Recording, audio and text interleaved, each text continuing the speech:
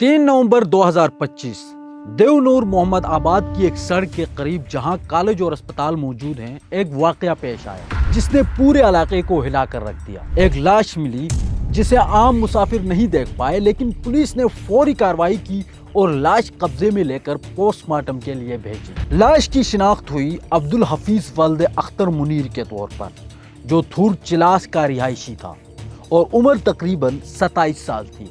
27-28 साल 29 साल के बीच का बंदा है, लेकिन एग्जैक्ट जो उसकी एज शनाख्ती कार्ड के अंदर है। और उसका नाम अब्दुल हफीज वल्द अख्तर मुनीर, ये थोर चिलास का रहने वाला बंदा। जैसे ही शिनाख्त हुई, दंजूर थाने में 302 और 34 के सेक्शन के तहत मुकदमा दर्ज किया गया। फायर चाक होती है दंजूर थाने में, जिसमें 302 के साथ 34 का सेक्शन भी लगता है पाकिस्तान पीनल कोड का। पुलिस के मुताबिक लाश को फौरी तौर पर वुरसा ले जाया गया। पोस्टमार्टम के बाद दफन किया गया। वाक़े की हसासियत वाज़ेह थी क्योंकि मकतूल अहल सुन्नत था और देवनूर में ज़्यादातर आबादी शिया। उसका जो ताल्लुक़ था चिलास से है और अहल सुन्नत का था, और दंजूर प्रीडोमिनेंटली शिया आबादी है। वहाँ पे मिलना थोड़ी सी लोगों ने भी सवालात उठाने शुरू कर दिए कि जहाँ पे एक सुन्नी का कत्ल हुआ। इब्तिदाई तहकीकात में पुलिस ने तकनीकी शवाहिद पर तवज्जो दी। मकतूल और मुलजिम के मोबाइल फोन्स और CDRs का तज्जिया किया गया। 3 अहम नंबर सामने आए जिनसे मुलजिम की हरकत और कत्ल से पहले के दिनों की लोकेशन मालूम हुई। 3 नंबर ऐसे थे जो फ्रिक्वेंटली उसमें बात होती रही थी। फिर उसको हमने फॉरेंसिक के लिए भिजवा दिया और उसकी टेक्निकल एस्पेक्ट को जानने के लिए उसके तमाम CDRs वगैरह निकाल दे कि 3 नंबर ऐसे थे जो फ्रिक्वेंटली, बाज़ औक़ात तो एक नंबर पे 3-3 घंटे की भी बात होती रही, जो आपस में इंटरलिंक्ड है। तफ्तीश के मुताबिक कत्ल से एक दिन कबल मुलजिम मार्केट के करीब मौजूद था। पुलिस ने देखा कि मुलजिम मुख्तलिफ प्रोजेक्ट्स पर इलेक्ट्रिशियन के तौर पर काम कर रहा था और कत्ल के चंद दिन पहले देवनूर पहुंचा था। कत्ल के दिन पुलिस ने मुलजिम की हरकत का तज्जिया किया। 1 से 1:30 बजे के दरमियान वो सरगर्म था और 6 बजे चौक के करीब पहुंचने के बाद उसका मोबाइल बंद हो गया। जब हमने मजीद तफ्तीश आगे जारी रखी तो ये बंदा काम करता था वहाँ पे आखान जोबली कोई स्कूल था, उनके साथ ये कॉन्ट्रैक्ट में था, इलेक्ट्रिशियन था बेसिकली। इसका तीसरा विजिट था महमूदाबाद, ये जो क्या कहते हैं, ये कोई जोबली स्कूल था, इसका तीसरा विजिट था। वहाँ के जो मजदूर थे, कॉन्ट्रैक्ट था, उनके बयानात के मुताबिक ये था कि 1 से 1:30 बजे के दरमियान वो बड़ा परेशान था। उस टाइम पे भी वो मोबाइल पे बात करता था और वहाँ से छुट्टी लेके वो 1 से 1:30 बजे के दरमियान चला गया। उसके बाद टेक्निकली हमने देखा तो वो 4 बजे उसका जो लोकेशन थी वो लाई मार्केट और 6 बजे चाबी चौक के पास उसकी लोकेशन थी।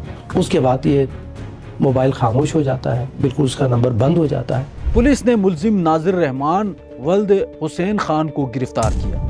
इब्तिदाई इनकार के बाद तकनीकी शवाहिद के सामने आने पर मुलजिम ने कत्ल का एतराफ़ किया। मज़ीद तहकीकात में मालूम हुआ कि मकतूल की बीवी और मुलजिम के दरमियान गुज़श्ता 9 साल से ताल्लुक़ था। मुलजिम ने मकतूल की बीवी को तलाक देकर शादी करने की पेशकश भी की थी, जिसे मकतूल ने कबूल नहीं किया। पहले तो वो मुकर रहा था, जब उसके टेक्निकल तमाम एस्पेक्ट को हमने सामने रखा तो वो मानता है कि मैंने इसको कत्ल किया है। मुलजिम जो नादिर और ये मकतूल की जो बेवा है, अभी तो बेवा हो गई, मकतूल की बीवी के साथ पिछले 9 साल से रवाबित में थे।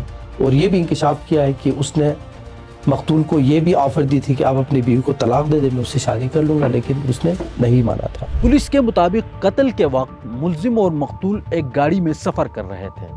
रास्ते में मुलजिम ने मकतूल को एक जगह उतारा और वार किया। पोस्टमार्टम रिपोर्ट के मुताबिक जिस्म पर मुतअद्दिद वार के निशानात थे जो कत्ल की मंसूबाबंदी की निशानदही करते हैं। लाश को कॉलेज के करीब सड़क के नीचे फेंका गया और मोबाइल भी मौके पर छोड़ दिया गया। लोली राड के करीब पहुंच के रफ़ा हाजत का बहाना बना के मुलजिम उतरा है। उसने कहा कि आप भी रफ़ा हाजत कर ले, वो मकतूल भी उतरा है। वो रफ़ा हाजत के दौरान वो पीछे से मुलजिम ने वो डी से ये बिल्चा जो अभी कब्ज़े पुलिस है उससे निकाल के उसको वार किया है। वहाँ पर खून ज़्यादा बहने की वजह से उसकी डेथ होगी। वहाँ से पकड़ के उन्होंने चादरों में लपेट के गाड़ी में रखा है। गाड़ी में रख के सीधे वापस लेके आए हैं।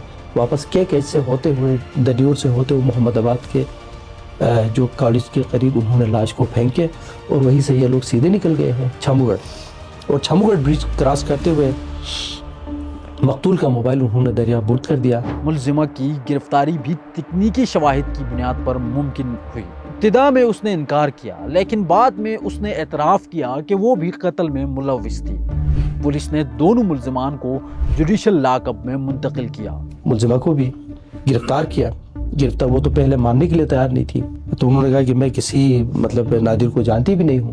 جب اس کے سی ڈی آر اور اس کا سامنا موبائل نمبر اس کے سامنے رکھا تو یہ کس کا نمبر، اس نے کہا یہ میرا نمبر ہے۔ تو پھر نادر کے نمبر ہم نے دکھا دیا کہ یہ کس کے نمبر ہے، تو اس نے انکار کر دیا کہ یہ گھنٹے دو گھنٹے آپ کے ساتھ اس کی گفتگو ہوگی۔ پھر اس کے بعد وہ اس کے پاس کوئی چارہ نہیں رہا، پھر اس نے ایکسیپٹ کیا۔ پولیس رپورٹ کے مطابق یہ واقعہ محض ایک قتل نہیں بلکہ قانون کی گرفت اور کمیونٹی کی حفاظت کے لیے ایک چیلنج بھی تھا۔ تمام کارروائیاں، شواہد اور گرفتاریاں صرف پولیس تحقیقات پر مبنی ہیں۔ واقعے نے ایک بار پھر یہ سوال اٹھایا کہ ذاتی تعلقات، لالچ اور منصوبہ بندی انسان کو کس حد تک بے رحم بنا سکتی ہے، اور یہ کہ قانون کی موجودگی کس قدر ضروری ہے۔